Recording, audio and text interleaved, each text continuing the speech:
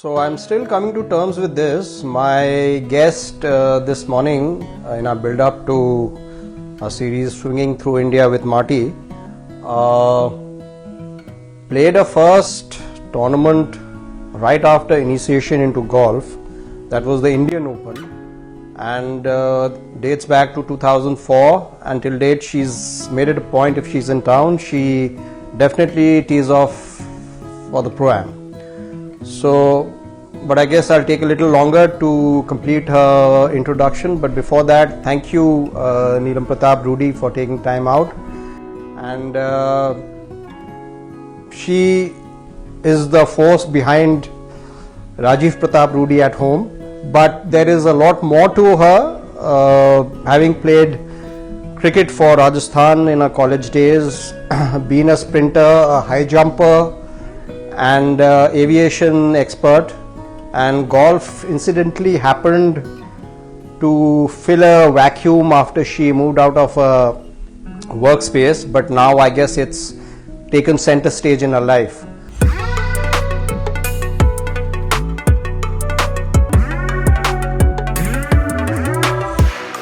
So ma'am, thank you once again, and let's get started on golf filling that vacuum after you left the aviation sector. I want to thank you for inviting me here. Golf has indeed now become my passion, and it really fills up my time. Whenever I get time, I do play golf. Of course, my life is a pretty hectic life otherwise, socially, and I am into many endeavors in life, like especially supporting causes. So I still take out, and I make it a point to take out time for golf, and I am into many spaces where I promote golf, and especially among women I am very interested, and I have motivated a lot of my friends and women, and they also get motivated just with my lifestyle also, and let me tell you, it's a lifestyle game.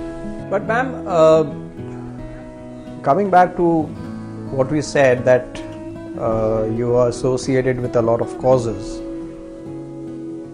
From your perspective, golf as a means of empowerment, especially for women, how do you look at it? I must tell you that when I was with the 𝗶𝗿𝘁𝗄𝗶 Chambers as a chairman sports and culture, so I started a movement called Beti Bachao, Beti Padhao, बेटी खिलाओ, where I used to get corporates to give me funds, not give me funds, I used to ask them directly to provide me sporting kits, which we used to go to the villages where we used to give it to the women only, women schools, so that they can start their sporting activities. So that has been one of my very pet projects, which now that I have left 𝗶𝗿𝘁 Chambers, but I still believe in this cause. So I would like to at some point again begin with this. That tagline that you see in a lot of places these days, Beti Bachao, Beti Padhao, does it come from what you had coined then? Because the बेटी खिलाओ thing has kind of our Prime Minister Mr. Modi started this movement. It was basically that we as women are 50% of the population. There is no other category which has a category of 50%. You know, even if you take the castes, even if you take any other ways where, you know, the society gets into division. So women have been marginalized in our society from very long time. Maybe at golden period of India, women and men were at par. But today the situation on the ground is very different. So the social messaging was that Beti Padhao, Beti Bachao and बेटी खिलाओ, because then there is certain portion of the woman development which gets left, and which is a vacuum which only a sport which also makes you healthy, makes you competitive, brings you out of your home to do certain physical activity. And if you see average women in India, if you take their tests, blood tests, and if you do their examination at a very minute level, women are not very healthy. So this part can be filled up by being, if you are into even walking. Women live in a parda system. They don't even go for a walk.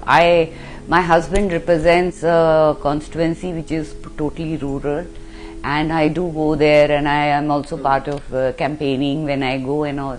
So I very minutely watch the way women lifestyle is, and there is no physical activity except certain caste women who go to the fields and work. So the higher upper caste women who are supposedly bracketed because of the parda system, step out. Yeah, they don't even go and shop. They don't do anything. They are only rearing children and being in the house, and beyond that their identity is zero. But from your perspective, having been a sports person from your early days, cricket, athletics, now golf, how have you seen the society progress in terms of changing mindsets, perceptions? Like what you just said in the constituency in Bihar, where the upper caste women rarely step out. But have you seen, or while you were active in school, college, and now on the golf course, have you seen the popular perception change vis-a-vis women athletes, or say somebody who just wants to go out and express herself on the golf course? Not only golf course. See, I have two daughters. My one elder daughter is a polo player. She is one of the best polo players today in the country. My younger daughter represented India in football, junior, under 19, which is very big thing. And during her time when she was being trained for football, I went to coaching camps where 3-month camps were there, where you slowly made your way and you were selected for the Indian team. The facilities was very bad. So in India, I still feel the collective game facility is way behind. Only sport that is still viable in India and people are able to make it on national and international standards is solo sports. Like golf is also a solo. Or if you are a badminton player, or you are a tennis player, anything that's like singular, if you are a rider, single players, dressage you can go for and all. It's your own effort, own training, but the kind of effort that goes into training for these activities, even the solo, is so big that in the end there is no money coming in, or it cannot be your profession. Still, I know a lot of people, because where I am, I keep meeting all the sports and I watch all sports. I've gone all the way to Wimbledon to see PGA and to see the British Open.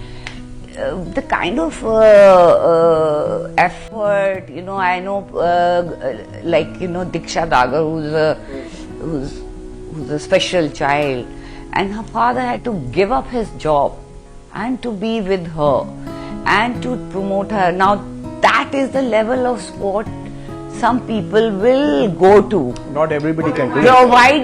Provided at the end of the day they see it as a career. But unfortunately, I haven't seen. I know a lot of golfers who used to play the tours, the proper pros, and today I see some of them standing nowhere. They seem to be at the wit's end what to do with being so good at a sport. So at the end of the day, the sustainability is very important, and probably that is why sports is not very encouraged in our society. Yeah, except probably the individual sports, and these players are well-to-do. Thank you for your insightful observations, ma'am. Thank you for your time. Thank you for calling me.